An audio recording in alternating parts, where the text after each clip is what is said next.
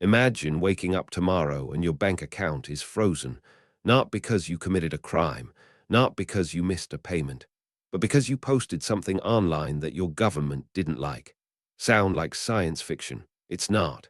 It's already happening in China, and it's coming to your country next. Every dollar you spend is about to become a data point they own. Central banks across the world, from the Federal Reserve to the European Central Bank, are racing to launch digital currencies. They call it modernization. They call it efficiency. They call it financial inclusion. Control, surveillance, obedience. What they never tell you is what they're really building. The most powerful tool of social control ever invented.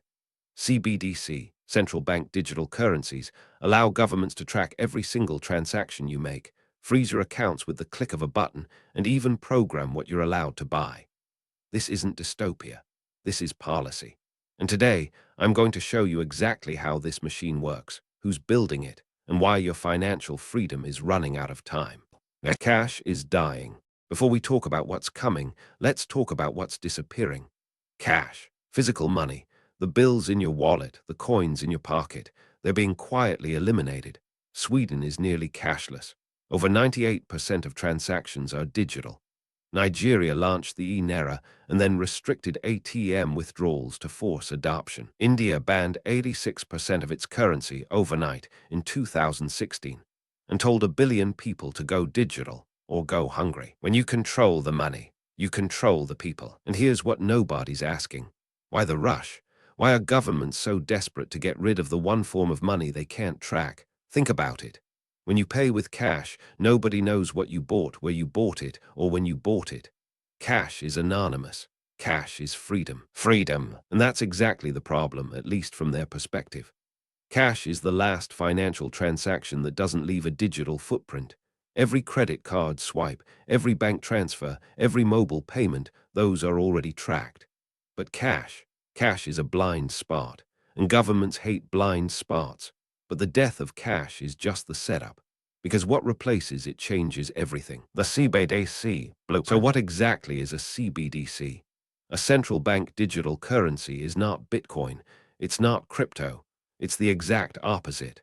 Bitcoin was designed to take power away from governments. CBDC are designed to give governments absolute power over your money. Here's how it works. Instead of your money sitting in a commercial bank, it sits in an account controlled directly by the central bank. Every transaction, every penny flows through their system. They see everything in real time. The Bank for International Settlements, the central bank of central banks, published a paper in 2021 that said it plainly.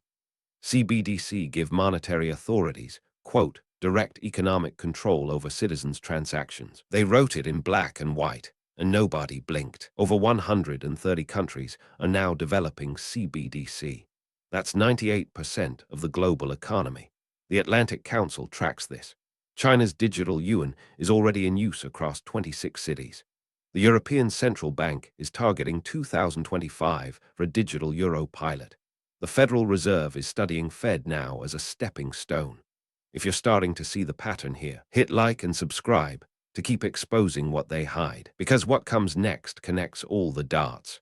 This isn't theory.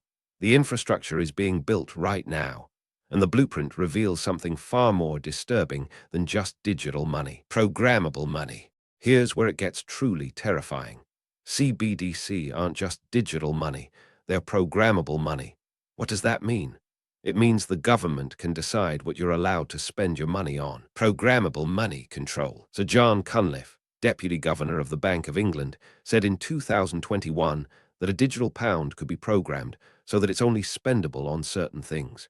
Not theoretical. He said it publicly. Imagine receiving your paycheck and your government has coded it so you can't buy more than 3 alcoholic drinks this month. Or you can't purchase gasoline because you've exceeded your carbon allowance. Or your savings expire if you don't spend them by December to stimulate the economy. China is already testing expiration dates on their digital yuan. Spend it or lose it. The government decides when your money dies, and it doesn't stop at spending limits. Programmable money means programmable permissions. Your digital wallet could be turned off based on your social credit score, your vaccination status, your political activity, or whether you attended a protest last weekend. The best way to control a population is to control their access to resources. This isn't money anymore. It's a leash. And they're building it while telling you it's progress. China's test lab. If you want to see the future of CBDC, look at China. Because China isn't planning this. China is doing it. The digital yuan launched in 2020 and has processed over $100 billion in transactions across 26 cities. But the digital yuan doesn't exist in isolation. It's connected to China's social credit system. Your money, your freedom, and your obedience are now one single system. Here's how it works in practice. Jaywalking in Shenzhen, your social credit score drops. Score drops below a threshold. Your digital wallet gets restricted. Can't buy train tickets. Can't book flights. Can't send your kids to certain schools. Restricted. A journalist named Liu who was blacklisted in 2017. He couldn't buy plane tickets, his children were denied private school, and his bank accounts were throttled. Not for a crime. For publishing articles the government didn't like. His words cost him his financial existence. And the West watches this and says what? They say, well, that's China. That could never happen here. Really? Because Canada froze the bank accounts of truckers who protested in 2022 without trial, without charges, frozen without trial. The tools are the same. Only the excuses are different. And what's being tested in China is being studied everywhere. The Canada Preview, February 2022. Ottawa, Canada. Thousands of truckers park their rigs in the capital to protest vaccine mandates. You might remember the honking. You might remember the flags. But what you should remember is what happened to their money. Prime Minister Justin Trudeau invoked the Emergencies Act and ordered banks to freeze the accounts of anyone connected to the protests. No warrant, no trial, no due process, just financial death at the click of a button. Over 210 bank accounts were frozen. GoFundMe shut down a $10 million fundraiser for the truckers. GiveSendGo was hacked and donor lists were leaked to the media. People who donated $50 to buy a trucker a coffee found their bank accounts locked. This wasn't China. This was Canada, one of the freest democracies on earth, and they did it without a CBDC. Imagine what happens when they have one. With a CBDC, the government wouldn't need to call the banks. They wouldn't need to invoke emergency powers. They could just press a button. The infrastructure of tyranny doesn't announce itself. It installs itself. Canada was a preview. A proof of concept, and every government in the world was watching. But it goes even deeper than freezing accounts. Negative rates trap. There's another dimension to CBDC that almost nobody talks about. Negative interest rates. Right now, if a central bank sets negative interest rates, you can escape by withdrawing your money as cash and stuffing it under your mattress. It's not elegant, but it works. You keep your value. Escape route destroyed. With CBDC, that escape route vanishes. If there's no cash, there's nowhere to hide. The central bank sets a -2% rate, and you watch your savings shrink every single day. You can't withdraw it. You can't convert it. You can't escape it. Give me control of a nation's money supply, and I care not who makes its laws. And here's the economic trap. When they want to stimulate spending, they make your money lose value faster. When they want to slow the economy, they restrict what you can purchase. Your savings become a government policy tool, not your retirement fund, not your children's education fund. A lever they pull when they need economic numbers to look good. Your entire financial life, reduced to a line of code they can rewrite. The European Central Bank has already experimented with negative rates. Japan, too. With CBDC, they don't need to experiment anymore. They can just impose, and you'll have nowhere to run. Kill switch. Every CBDC system has a kill switch. And I don't mean a metaphorical one. I mean a literal button that can turn off your financial existence. In 2023, the Bank of International Settlements published a report praising what they called the controllability features of CBDC. Controllability means the power to silence anyone at any time for any reason. Think about what controllability means in practice. You attend a protest, kill switch. You donate to the wrong political campaign, kill switch. You buy something that's legal today but flagged tomorrow, kill switch. Silenced. And it's not just individuals. Entire businesses could be shut down. A news outlet that publishes an inconvenient truth cut off their payment processing.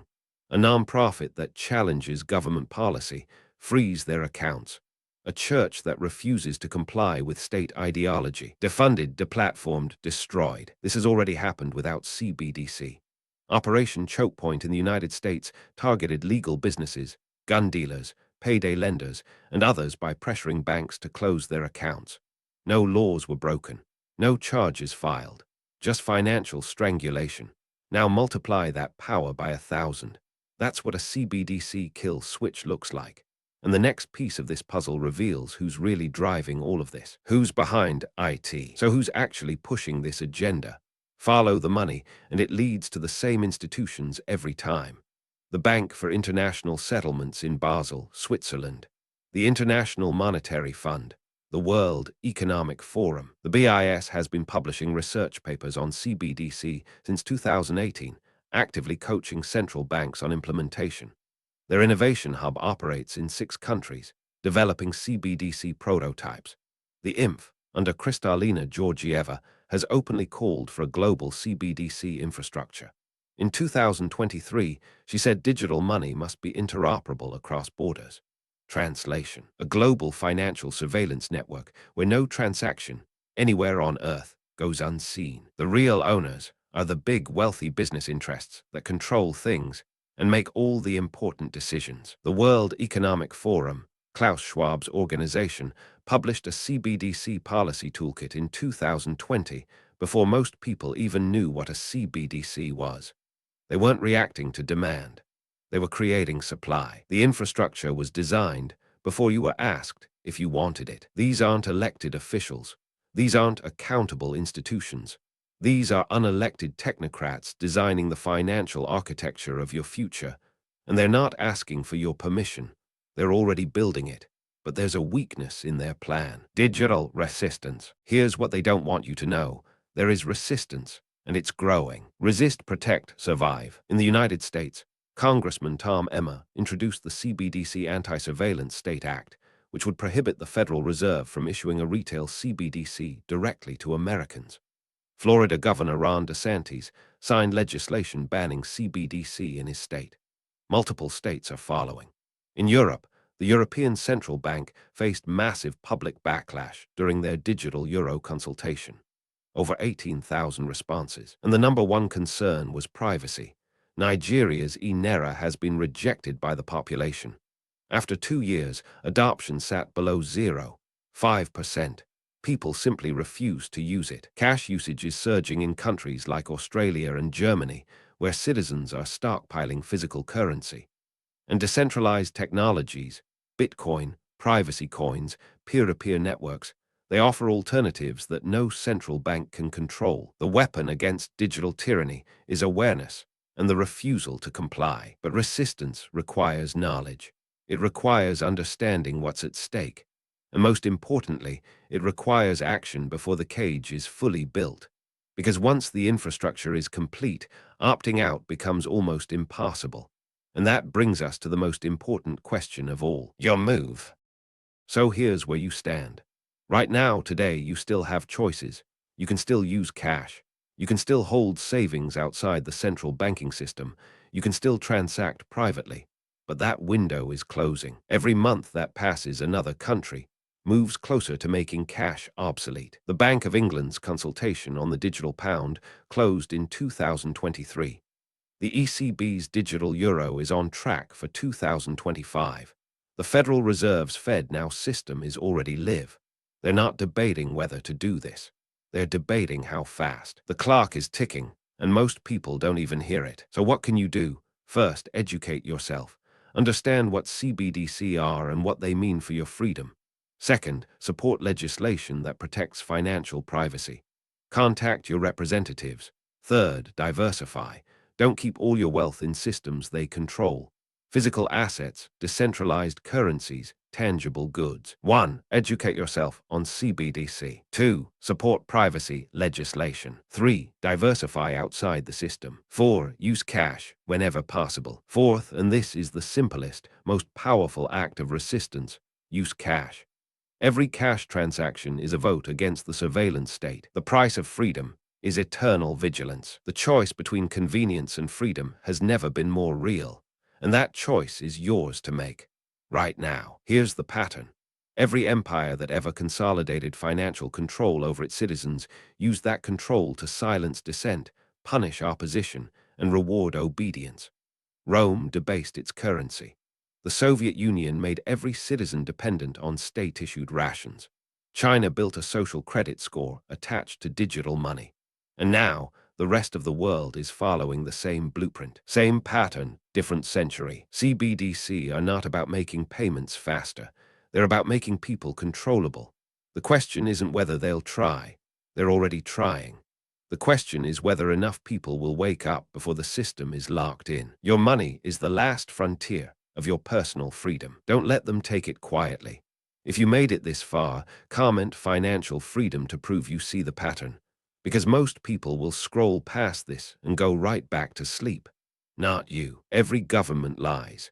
The question is, what are they lying about? The truth is out there. You just have to follow the money. Subscribe if you want to keep digging.